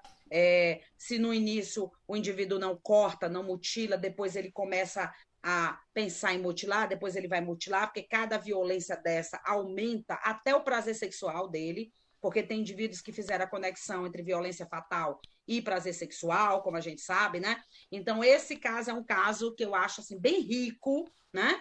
Para o estudo, tanto até para você ver a questão dos fatores criminológicos, né? Fatores externos, fatores internos, né, que levam o indivíduo, né, tanto sociais quanto psíquicos, quanto, né, até o momento da própria cena do crime, né, que é quando ele tem aqueles comportamentos bizarros, aqueles comportamentos simbólicos. Por exemplo, ele sentava as crianças, né, encostada em uma árvore específica, que se eu não me engano, era aquela árvore da cânfora, né? Então ele só sentava nessa árvore, né, as crianças apoiadas naquela árvore. Então tem um monte de coisa interessante, e aí, inclusive, o pessoal que não é da psicologia, era até bom dar uma averiguada nos detalhes desse caso para dizer, poxa, que interessante, né? Alguém, por exemplo, o profissional de psicologia pode me ajudar a entender isso aqui, porque muitas vezes o cara que é operador do direito, ele vai ver aquilo ali, por que que o cara fez isso? Por que que o cara agiu dessa maneira? Por que ele fez isso com o corpo da vítima, né? Então, o pessoal da psicologia, claro, a gente é treinado, né, para a gente entender, ou tentar chegar o mais próximo possível desse simbolismo, dessas fantasias, né? Então, é um caso muito interessante, eu recomendo que se olhe de forma mais específica, além de outros, como Marcelo Costa de Andrade, Vampiro de Niterói também, né? Mas o caso dos menes emasculados eu acho muito interessante para um estudo. Obrigado, Aline. Ô, Cristian, você teria algum caso seu para comentar aqui? Não, com certeza. A doutora Aline trouxe esse caso, que é um caso emblemático. Eu estive nesse caso, eu avaliei o Francisco das Chagas em 2004, na cidade de São Luís, no Maranhão, no belo estado do Maranhão, que é o estado da doutora Aline. É um caso muito triste, eu e outros profissionais de São Paulo fomos colaborar, né? A polícia maranhense fez um trabalho excepcional. Eu acho que a participação de outros profissionais foi para ajudar no entendimento, na compreensão desses aspectos psicoemocionais do caso. Eu tive a possibilidade de entrevistá-lo na delegacia que ele estava preso, e exatamente esses quesitos simbólicos, o modus operandi, a forma que ele agia, que ele escolhia as vítimas, se ventilou, né, até 41 vítimas, mas como a doutora Aline falou, ainda muita coisa em julgamento, muita coisa a ser esclarecida. Há relatos que ele começou a matar no Pará, na área de Altamira, na época do garimpo, depois ele seguiu, continuou matando garotos, né, da comunidade, eram meninos, né, do sexo masculino que ele matava, crianças da comunidade, né, que tinham confiança nele. Ele tinha a zona de conforto, né? Todos os criminosos em série têm uma zona de conforto. O Chagas tinha uma comorbidade, como a doutora Aline também falou, a questão do prazer sexual muitas vezes associada. Então, ele era, né, um parafílico, né, um indivíduo com características do sadismo. Né? As cenas são cenas bárbaras, a tortura que ele infligia às crianças é inimaginável. É um caso extremamente triste, extremamente doloroso para nós que atuamos com investigação de análise de mentes criminosas, de comportamento criminoso. Imaginar o que essas crianças passaram na mão do Chagas, de um matador de crianças como Garavito, na Colômbia. Eu faço uma... Não sei a senhora, doutora Aline, mas eu vejo o Chagas agindo muito como Garavito, a forma de agir, a área de mato, essa aproximação, esse processo decisório, assinatura com emasculação. O Garavito tinha algo assim também. O Garavito matou mais de 100 crianças na Colômbia. E são casos muito tristes, mas como a doutora Aline falou, nós temos a obrigação, em resposta a essas crianças, e por elas entender da melhor maneira esses casos para evitar que outros aconteçam. Agora eu gostaria agora de perguntar aí a ambos, tá? Quais seriam as sugestões para que a gente melhorasse a investigação contra criança, de crimes contra criança aqui no Brasil? Doutora Aline. Olha, algumas coisas a gente já vem colocando aqui, né? Por exemplo, melhorar o conhecimento, né? A gente precisa melhorar o conhecimento sobre esses agressores de criança, sobre a maneira como eles abordam, a maneira como eles agem, né? Quanto tempo, qual o método de abordagem, né? A gente tem que ver tudo isso, como selecionam suas vítimas, né? A gente tem que ter esse conhecimento passado para a polícia, para o judiciário, né? Porque para conselho tutelar, né? Porque muitas vezes chega primeiro no conselho tutelar, o conselho tutelar não está preparado, o cara joga um charmezinho, o cara diz que não foi bem daquele jeito, estava só corrigindo, não sei o quê, e aí acaba escapando e continua perpetuando o crime, né? A gente tem que preparar as famílias. Eu vejo vários casos em que a criança pede auxílio, por exemplo, de uma avó, né? A avó fica sabendo e não faz nada. Não faz nada. Por quê? Porque tem medo do pai da criança, por isso, por aquilo. A gente tem que capacitar os profissionais que necessariamente vão lidar com crianças, como nas escolas, né? Para que eles reconheçam e que seja tomada uma atitude imediata. Ah, mas foi uma surra, estava a costa marcada. Toma atitude imediata, porque amanhã pode ser a morte, né? Então não dá para esperar, né? Não tem como. Até porque se você não der atenção quando a criança tenta falar a primeira vez, isso causa um bloqueio total. A criança pode jamais tentar de novo ser atendida, ser escutada, né? Ela vai ficar com medo de todo mundo achar que ela está mentindo, né? E aí ela se fecha para sempre, como se diz, né? Então, é esse tipo de trabalho. E, claro, se a gente pudesse ter, né, psicólogos, como eu já coloquei, dentro da polícia, né, analisando o caso, né, num momento real, né, seria muito interessante. Não precisaria muito, bastava cada capital adotar dentro da sua polícia um psicólogo de cena de crime, um psicólogo investigativo. Não é psicólogo forense, isso aí a gente tem. Psicólogo forense é para estar no fórum, tá? É psicólogo de investigação, psicólogo de cena de crime. Aquele que vai ver posição de corpo, o que significa, o que não significa, quais são as possíveis características do criminoso, né? É nesse sentido, tá? E para isso, a gente talvez tenha, talvez não, a gente tem. Um indivíduo para cada estado a gente tem. Talvez a gente não tenha mais do que isso, mas a gente tenha um indivíduo que possa atuar. Eu tive alunos de todos os estados do Brasil, todos, tá? Todos mesmo. E aí, esse aluno, essas pessoas que passaram pela gente, né, nos cursos de pós, passaram por mim, passaram pelo Christian, passaram pelo Leonardo Faria, passaram pelo Rui Mateus e por outras pessoas, né, pelo Fernando Jesus da Polícia Federal. Então, esse pessoal aí, eles têm um treino em que eles podem, sim, contribuir muito no processo de investigação. Falta, né, nós sabermos usar. É como o Christian colocou, tem muita coisa de jogo político aí no meio, tá?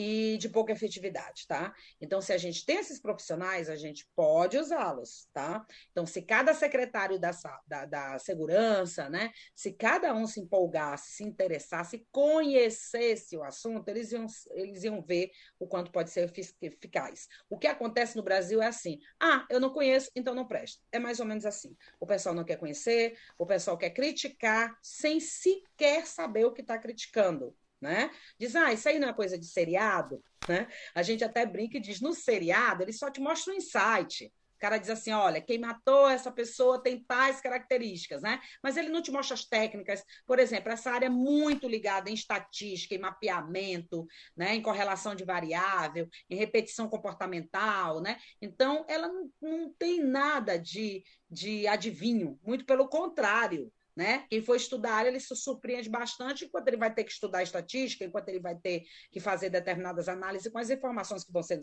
coletadas, né? Então, é nesse caminho, eu acredito. Ô, Christian. Concordo totalmente com a doutora Aline. Se nós tivéssemos a possibilidade de termos psicólogos atuando nas secretarias de segurança, nas delegacias de homicídio, na Delegacia de Proteção à Mulher, né, de crime contra criança e adolescente, vocês perceberiam que o Brasil teria uma atuação, uma percepção e resultados diferentes na segurança pública. Não é uma coisa complicada, não é uma coisa difícil. Não é caro. Eu acho que o mais difícil, né, doutora Aline, é formar os profissionais. Tem muita gente boa formada. Né? Tem muitos alunos que passaram pela gente. Assim, a nossa geração, os psicólogos que começaram a desbravar esses caminhos da área criminal, da área investigativa, a gente abriu um caminho que tem pessoas melhores do que nós vindo aí, tem gente muito mais preparada, com muito gás para queimar, em termos de dedicação, de atuação, tanta gente jovem e muito bem intencionada. E pessoas íntegras, viu, Alfredo? Muita gente íntegra que passa por essa área percebe que estudar psicopata, cena de crime não é simplesmente um glamour, mas uma necessidade social. Então, doutora Aline, eu assino embaixo cada palavra que a senhora disse.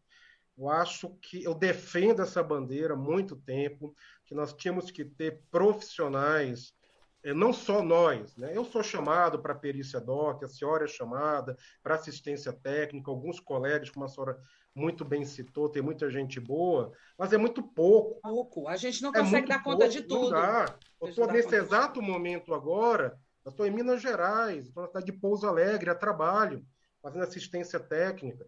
Semana que vem eu vou estar no Paraná, vim do Espírito Santo, e a doutora Aline também desse circulando no Brasil. jeito, Nós rodando. somos poucos trabalhando, e tem tanta gente boa, e a doutora Aline falou uma coisa fundamental.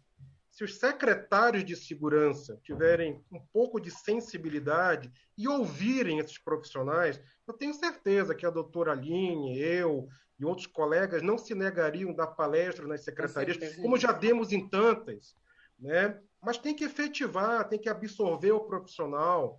Eu não sei se isso teria que passar pelas assembleias legislativas dos estados para ter a função desses profissionais na Eu acho que secretaria, seria bom a função mesmo, a né? função, né?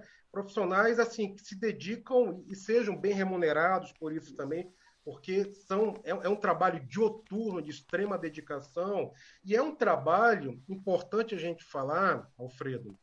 A doutora Aline já falou sobre isso. A gente não vai substituir Não, o trabalho do claro que não. policial, em hipótese alguma. Né? A gente não vai dizer, policial, você vai trabalhar dessa maneira na tua E investigação. nem o da Não, perícia forense, né? não. A gente não vai dizer isso para o criminalista, para o médico legista, para o delegado, para o Nada. investigador, para o escrivão. Não.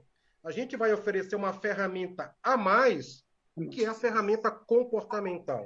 É uma ferramenta a mais. Não vai substituir, não vai interferir, não vai atrapalhar, vai somar. E Vai somar. esses dados que o profiler, que o perfilador de cena de crime, falar perfilador no modo nacional, o perfilador de cena de crime pode fazer, esses dados podem ser computados em banco de dados. Pode. Então, imagina quantos crimes, em 20 anos eu já trabalhei, a doutora Aline, a gente tem que ter isso mapeado em bancos de dados. E esses dados não é para mim, não é para a doutora Aline, são para as secretarias, né, poderem trabalhar e terem efetivamente informações seguras e científicas para tomar as decisões de segurança pública em cima de dados científicos.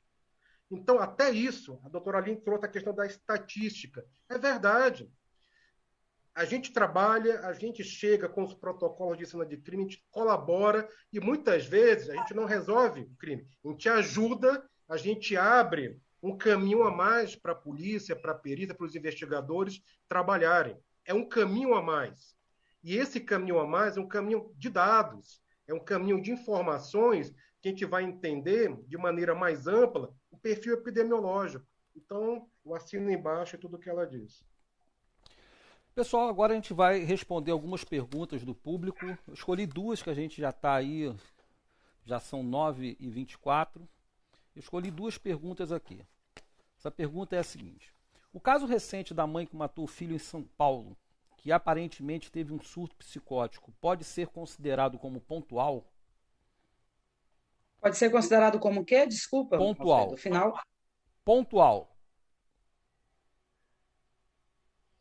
Aline? Olha, a gente tem que saber diferenciar os casos. Por exemplo, aqui na Paraíba, a gente teve uma mãe com histórico psiquiátrico, né? Muito forte, tá? E uma vez, um determinado dia, 1 hora da tarde, ela já tomava remédio controlado, toda uma situação, né? Vivia sozinha, abandonada pela família, abandonada pelo pai, né, da criança, né? Não tinha ajuda de ninguém, não ganhava bem, não tinha, né, uma situação muito difícil, até para quem já tem um problema forte. Esse era um grau mesmo alto de doença mental, né, e tudo mais. E ela matou o filho com 55 facadas, né? Uma criança de 5 anos, se eu não me engano, 1 hora da tarde. Então, tem alguns casos que são casos, como se diz assim, é da fatalidade. Tipo assim, né? Essa mãe já era doente há muito tempo. O que se tinha que fazer é reconhecer a doença e afastar a criança da mãe. porque ela não tinha condições de criar essa criança. Por exemplo, é mais fácil para as pessoas verem quando tem um defeito, um problema, o que for, né, de financeiro, uma vida difícil, uma questão física. Mas por que a gente não consegue ver quando é uma doença mental? Né? É muito pesado para essas crianças, né? Para essas pessoas cuidarem de uma criança se ela já tem a sua doença para lidar. Não é?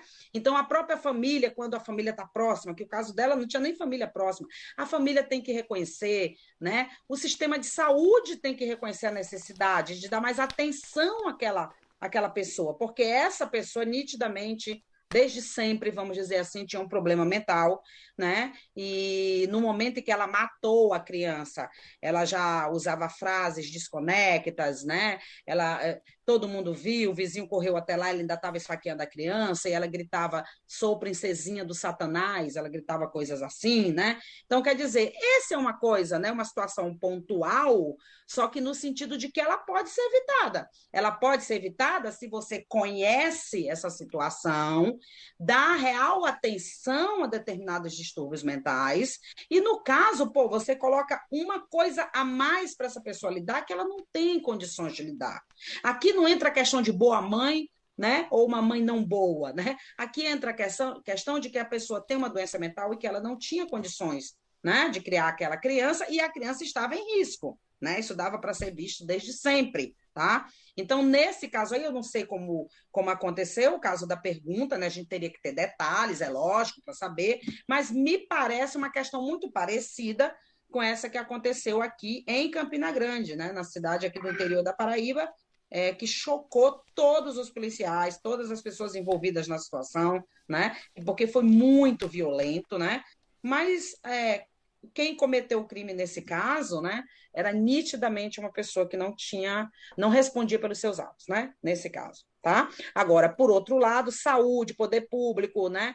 Teria que ter a sensibilidade, né? Tem que entender as doenças mentais, tem que entender que nós temos um momento em que a pessoa está aparentemente normal, mas pode culminar num surto aí, né? Vai aparecer o surto. Então, entendendo isso aí, em determinadas situações, a gente pode sim evitar. Nesse caso aí, afastando a criança da mãe, por exemplo, né? Já que a mãe não tinha condições e nem respondia pelos seus atos em si.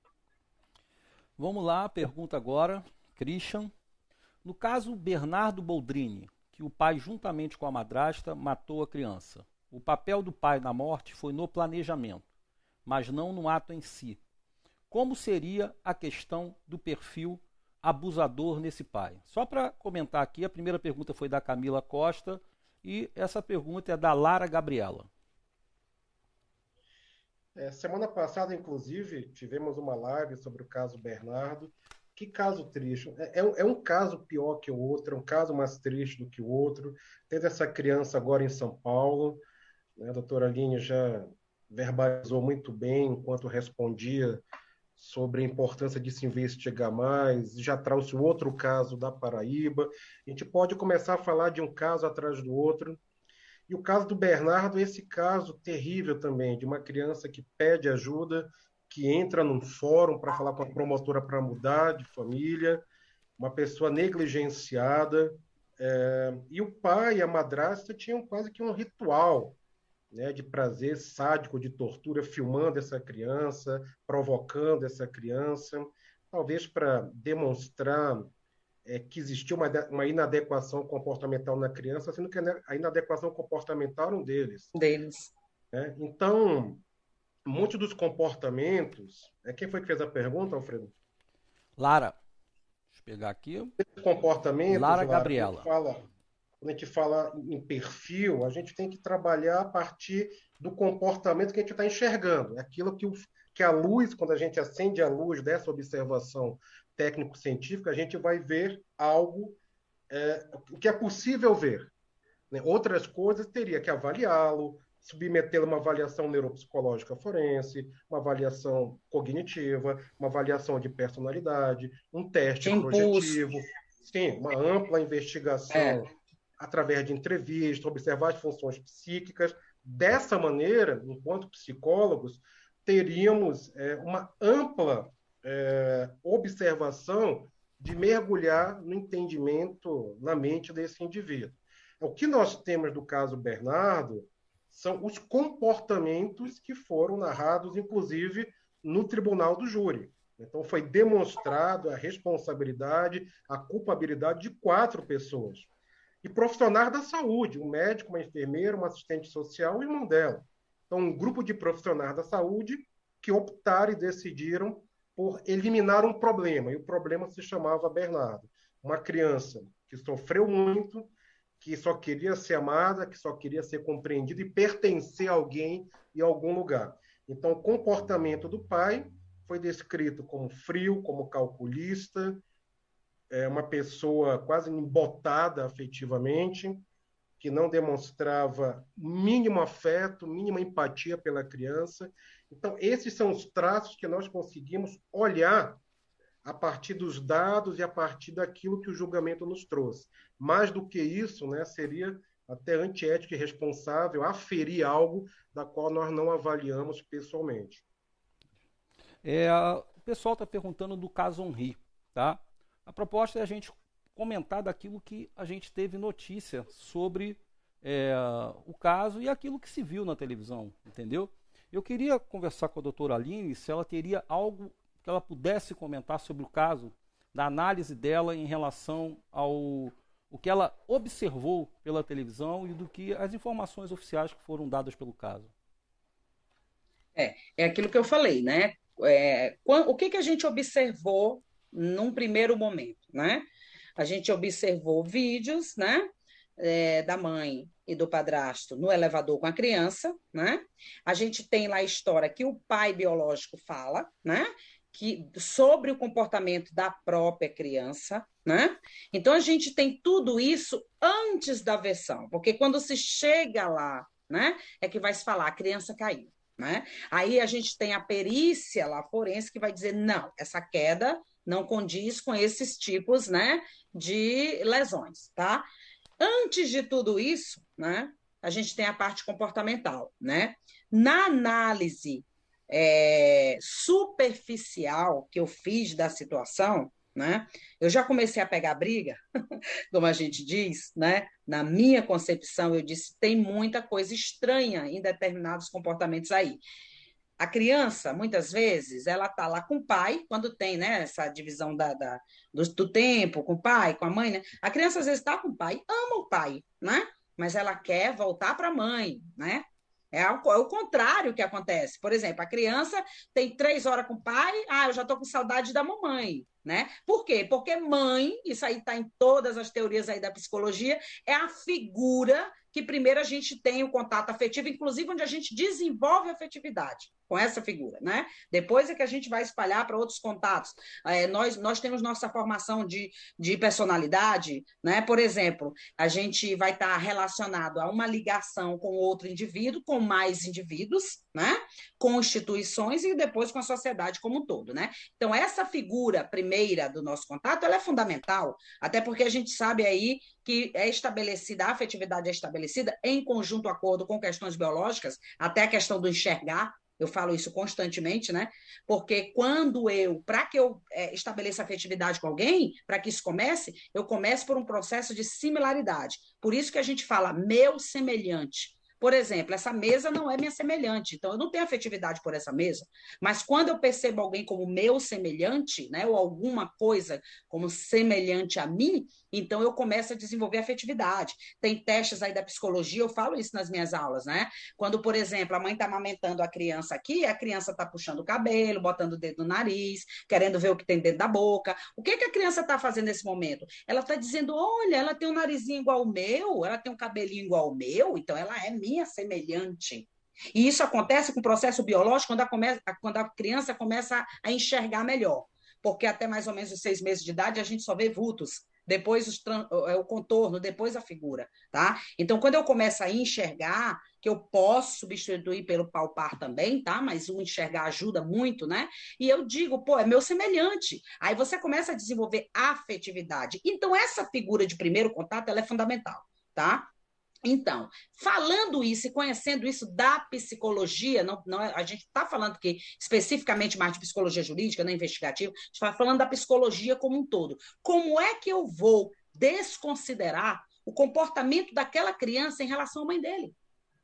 A criança não quer ficar com a mãe, a criança vomita quando tem que voltar para a mãe, tá? A gente tem o caso Bernardo, onde, sabe, a criança vai no fórum e pede para mudar de família, gente. Quer dizer, quer sinal mais forte do que esse? Tá? A criança ela não consegue falar de forma direta, mas para mim isso aí está muito claro.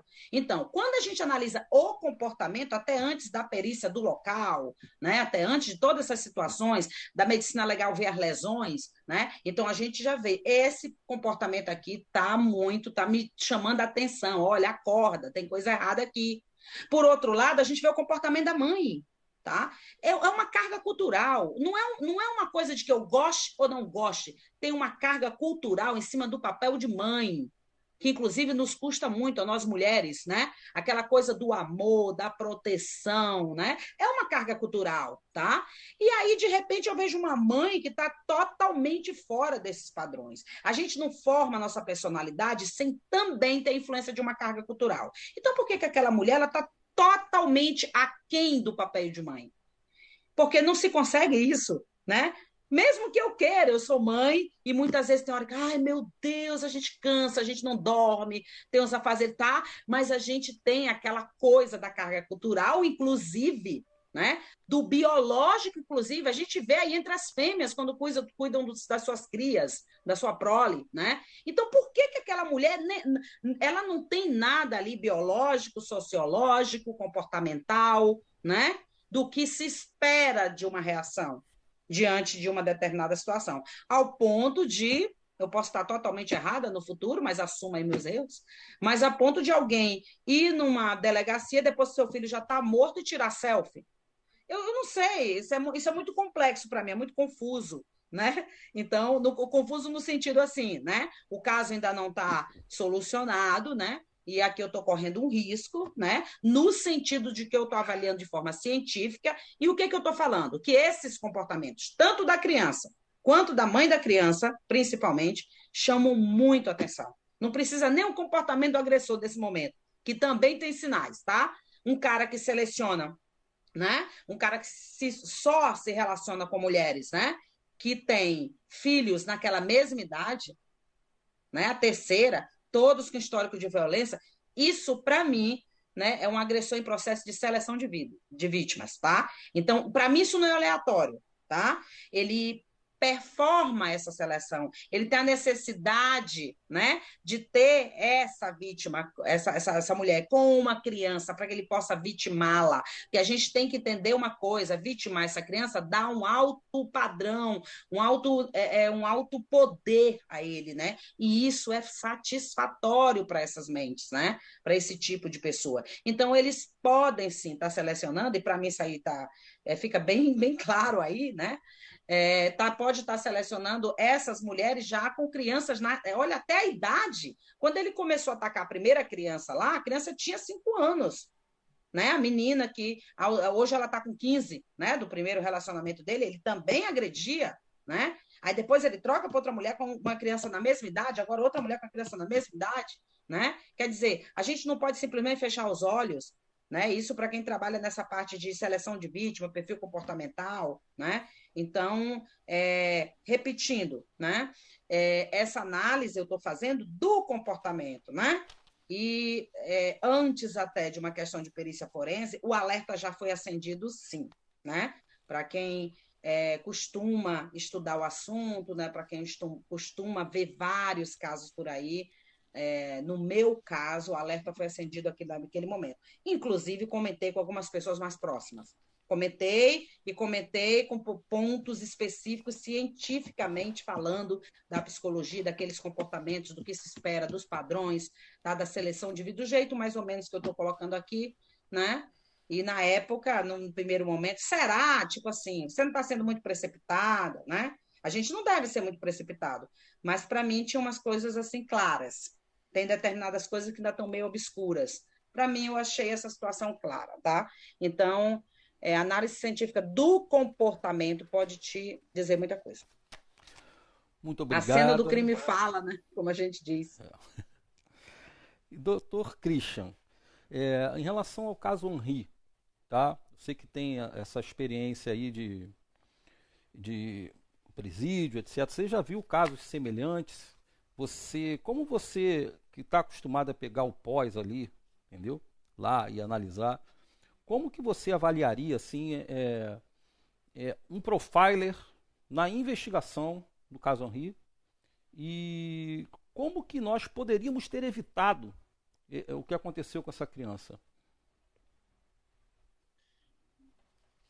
Bom, é muito delicada essa situação, porque agora tem 4 dias que a justiça aceitou a denúncia, agora eles são réus, efetivamente réus, e nenhuma avaliação foi feita neles ainda. Até onde nós sabemos, né, doutora Aline, nenhuma avaliação psiquiátrica ou psicológica, né, foi feita em relação a eles. Mas o que nós temos? Nós temos a observação preciosa dos sinais, dos comportamentos.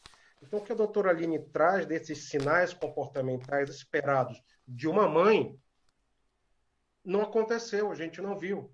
Porque os sinais, eles estão presentes ou estão ausentes. Então, uma mãe, nesse caso, teria, uma mãe protetora daria outros sinais, teria outros comportamentos, não aceitaria certas circunstâncias.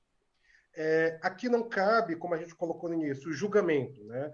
A palavra final será de um juiz, né? Isso está tramitando, né? Eles têm advogados de defesa, haverá acusação, haverá evidências, haverá laudos, já há, né, laudos que demonstram que essa criança sofreu lesões que não são compatíveis com uma queda. Não são compatíveis. Então, há sinais do comportamento dele em querer acelerar, em querer que não seja feita essa autópsia, e há sinais da mãe, como a doutora Aline bem colocou, que chama atenção. Né? O que é esperado culturalmente de uma mãe e o que aconteceu nesse caso. Então, para nós que trabalhamos com a observação, com a investigação comportamental, a ausência também de alguns comportamentos esperados são suficientes para você começar a montar o perfil. Doutor Christian, doutora Aline, muito obrigado aí pela oportunidade. Eu queria muito aí que vocês dois aí, se vocês têm algo a mais que queiram falar para os nossos espectadores. Eu queria, para deixar a última palavra para a doutora Aline, deixa eu iniciar, eu queria agradecer. A doutora Aline, já acompanho o trabalho dela há muitos anos, é uma grande honra estar aqui com ela, trocando, aprendendo muito, trocando, conversando, refletindo, pensando. A gente sofre também com esses casos, somos humanos, somos profissionais, mas temos a empatia de nos colocar no lugar dessas vítimas, desses familiares também. Nossa vida é dedicada a isso, como pesquisadores, como peritos, como psicólogos. É o nosso dia a dia, a nossa vida, e a gente tenta contribuir da melhor maneira possível, né? Então, acho que uma live dessa é uma contribuição que entra naquilo que a doutora Aline trouxe, da importância do conhecimento, de repercutir o conhecimento, de espalhar o conhecimento.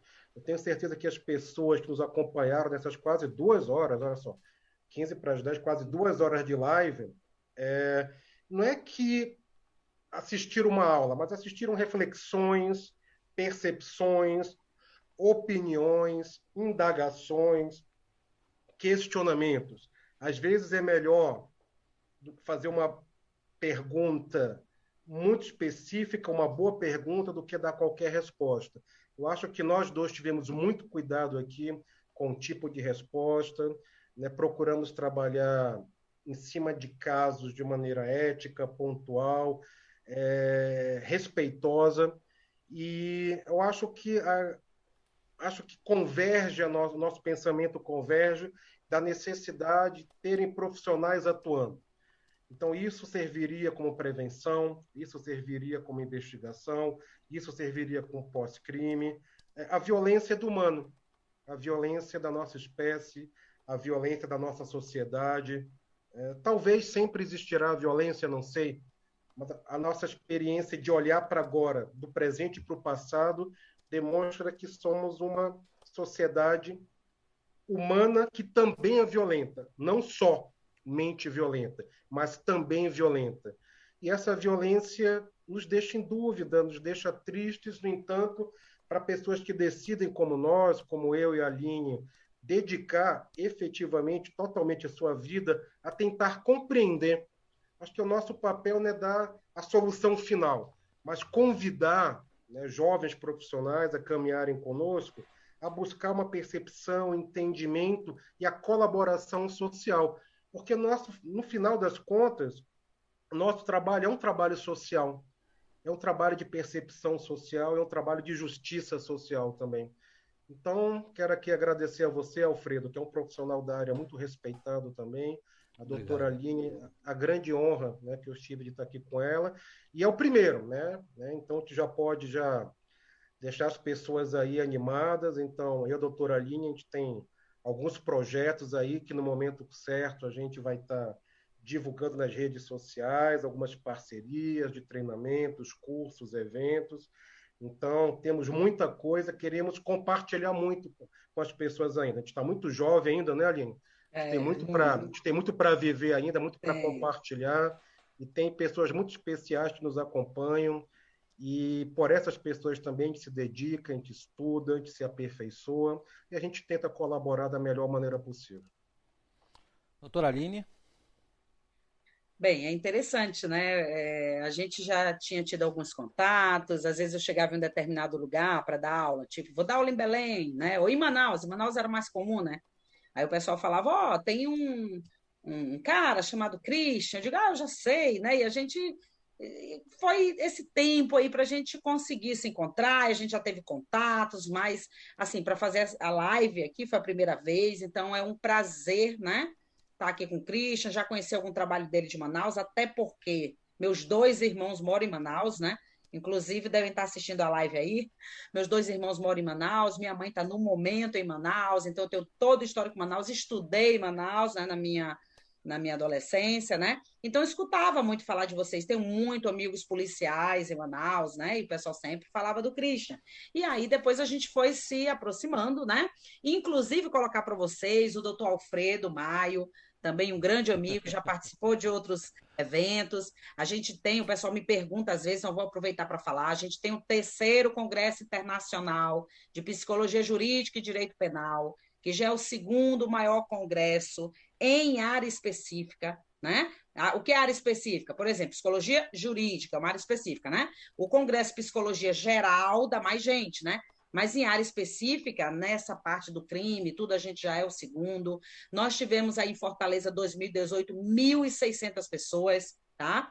Esse seria o de Natal, o Christian palestrante, o doutor Alfredo é palestrante, então são pessoas muito competentes, né? Infelizmente, nós tivemos a pandemia, o congresso seria 2020, inclusive com 15 dias que abriu o site para inscrição, aí nós tivemos que parar tudo, porque não ficava de bom grado também, né? Você ter pessoas, né, passando por problemas seríssimos, todos nós, mas aquelas pessoas que eu digo em hospital, na linha de frente, você está divulgando ou comentando um congresso. Então, nós resolvemos parar, inclusive a divulgação e tudo, aí mudamos para 2021, novembro de 2021, mas já tive uma reuniões com o próprio local do evento, com secretários de saúde e outras coisas mais, né? E a regra é, nós só poderemos fazer esse evento, que é um evento de mais de 1.600 pessoas, né? Não é um evento de 200 pessoas, né? Quando 70% da população estiver vacinada. Então, por isso, avisando a quem está perguntando, nós vamos mudar novamente para novembro de 2022. Tá? Por que, professora, não dá para fazer online? Não, não dá para fazer online. Sabe por quê? Porque é o momento que nós nos encontramos, né? Então, quando eu consulto cada um dos colegas, não, vai passando aí para frente. Quando a gente sair dessa, a gente faz. Porque é o momento que a gente se encontra, né? A gente troca ideia de uma forma mais próxima, encontra os alunos, ex-alunos, então a gente vai tentar, né? A gente botou para 2022 e vai tentar ainda, né, a questão presencial. Logo a gente vai estar mudando lá no site, né? Então, a gente vai ter aí pessoas mencionadas, né? Pessoas que nós estudamos também, né, Christian? Como o Adrian Raine, né, da Anatomia da Violência, e outras pessoas. A gente vai ter esse pessoal também de outros países, aí, palestrante de outros países, tá? E é muito gostoso poder fazer essas parcerias com vocês. O Alfredo eu já fiz outras, né, que a gente já vem fazendo outros assuntos aí, até os podcasts, né? Os congressos um pouco menores, as reuniões um pouco menores. O Christian já tive, né, os contatos por telefone, por live, né? E a gente está esperando agora progredir em vários outros projetos que a gente tem, né, Christian? Que a gente pensou já desde antes da pandemia, aí a gente tem que dar uma adaptada para que aconteça, né? Então a gente tem uns projetos bem legais, novidades aí para vocês, e o nosso objetivo é o quê? Tá passando conhecimento, né? A gente dá plantão estudando, a gente dá plantão vendo se o nosso aluno está estudando, né? A gente dá plantão pensando um caso. A gente dá plantão quando a gente lê um caso desse e a gente não consegue sair do caso, né? Assim que ele acontece, a gente fica lá matutando aquela coisa, a gente não consegue dormir quando vê 4, 5 horas da manhã, né? Aí, às vezes, eu vejo, olha, o Alfredo está trabalhando 1 hora da manhã, o Christian está trabalhando 2 horas da manhã. Eu costumo ficar, às vezes, até 3, 4, porque quem tem filho pequeno é incrível, né? Aliás, a gente se fala de madrugada, né? A gente se fala de madrugada, Às vezes eu boto os meninos para dormir, fico um pouquinho mais de tempo, ou seja, a mulher ainda sofre mais um pouquinho, boto lá os meninos, ajeito, aí começa a trabalhar. Então a gente dedica, como o Christian falou, a vida, né, em um tempo considerável. Aí você diz assim, tem algum tipo de trabalho que vocês fazem remunerados? Tem, mas a grande maioria, inclusive, é sem remuneração. O Christian sabe disso, o Alfredo sabe disso, né? Eu sou professora da Universidade Estadual da Paraíba, então tem determinados trabalhos que eu nem posso fazer, porque como eu sou retide na universidade, eu não posso, né? Mas os trabalhos sem remuneração, eu estou toda hora me envolvendo. Tem hora que eu digo, meu Deus, eu não posso mais fazer isso, eu não tenho mais tempo, né? E a gente se envolve em tudo que a gente possa. Por quê? Porque a gente quer divulgar o trabalho, visando que esse trabalho possa cada vez mais contribuir e que as pessoas deem importância, né, que o trabalho da análise comportamental tem, né? Que os psicólogos podem auxiliar, né? Tem como auxiliar em diversos parâmetros aí, inclusive na questão de cena de crime, tá? É um prazer, como sempre, estar aqui com vocês e, com a graça de Deus, logo a gente vai poder se reencontrar. Então, vamos desenvolvendo, não vamos parar, vamos desenvolvendo os nossos trabalhos que a gente pode desenvolver, né, Cristian? Os nossos projetos, né? E aguardando para que a gente possa se ver em breve, porque a sociabilização passa, né, por esse processo de contato também, né, de contato físico, né, onde a gente também brinca, a gente também ri, né, porque como o Christian falou, a gente vê coisas tão feias, tão tristes o tempo inteiro, né, que a gente precisa desse contato humano, inclusive entre nós mesmos, né, que trabalhamos nessas áreas. O Alfredo como médico legista, gente, né, então não é só o pessoal da psicologia, né, que a gente trabalha na parte comportamental, o Alfredo também, a gente conversa aí, ele me conta casos, às vezes, que a gente percebe no rosto da pessoa, aquela tristeza, né, por que isso aconteceu, né? A gente tem que lidar com a situação tentando controlar a emoção, claro, porque se a gente não controla a emoção, a gente também não consegue fazer o trabalho, mas a gente se entristece, claro, né, com esse adoecer social, né, e por isso a gente precisa ter também esses contatos, né? Tanto online quanto no futuro voltar a ter os nossos contatos presenciais. É sempre um prazer estar com o Alfredo, é sempre um prazer estar com o Christian, e muito obrigada às pessoas que puderam participar, e aguardem que a gente está preparando outras coisas, né, Alfredo? O Alfredo também tem aí o Júri a Perícia, o Alfredo ele promove várias, né, vários podcasts, vários cursos, várias reuniões, várias situações, né? A gente já fez curso junto no Rio de Janeiro, tudo mais, né? Eu vou dar uma série de cursos agora em maio. Depois vocês podem estar lá no meu Instagram, né? O Christian também sempre está produzindo, tá? Eu acho que o Alfredo, não sei se o Alfredo colocou aí nossos dados, mas é bom, né? Depois colocar o nosso Instagram, né? Ou divulgar para o pessoal poder ter esse contato com a gente. Inclusive porque aparecem tipos de trabalhos que a gente pode fazer, orientação de alunos, né? Às vezes aparece gente de outro estado que ainda não tinha o nosso contato, né? Então procure a gente aí direitinho, Aline Lobato, @dr.Aline Lobato. O do Christian, qual é o teu, Christian? Teu Instagram? @Christian Costa 1875. 1875 que é o ano de nascimento do Carl Jung. Pronto. Por isso que é então, Christian Costa 1875. Ok. Então procurem a gente aí para que a gente possa, inclusive, estabelecer outras parcerias. Muito obrigada a todos. Obrigada, amigos. Tá bom.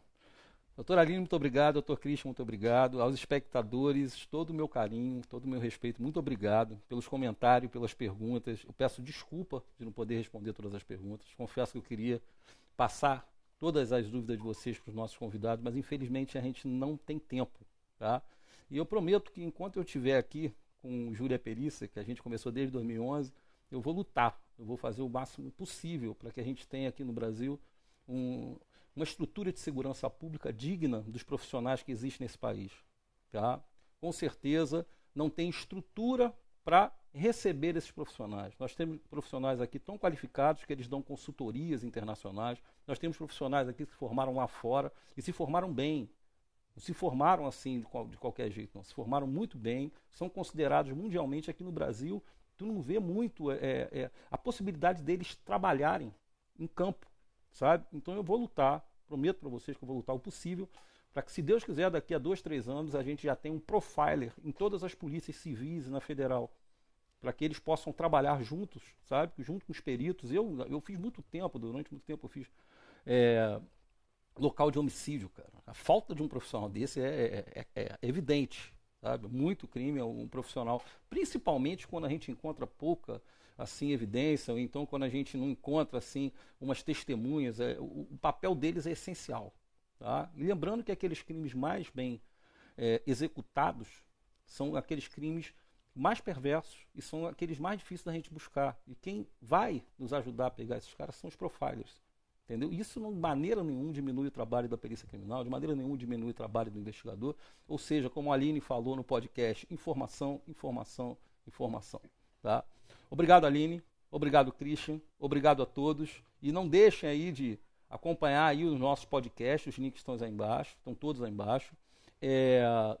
Assine o nosso canal. Em breve, tá? Vai ver mais um Conexão Criminal. Nós vamos ver o assunto e vamos ver os novos entrevistados. Obrigado e até logo, pessoal. Abração, Christian. Abração, Aline. Tchau, tchau. Um grande abraço a todos.